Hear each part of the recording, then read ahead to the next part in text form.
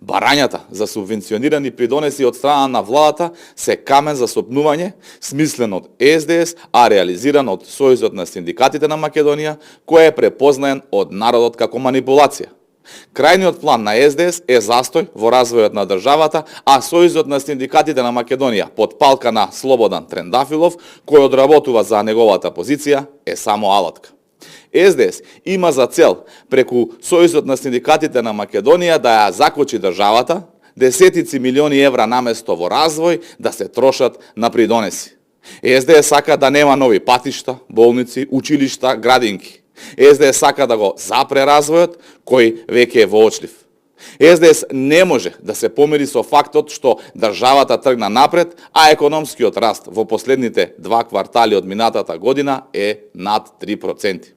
СДС се свесни дека со оваквото темпо на развој на државата, тие уште толку ќе потонат во заборав, па преку вештачки наметнати теми сакаат да бидат актуелни. И за таа тема го користат Сојузот на синдикатите на Македонија и Трендафилов.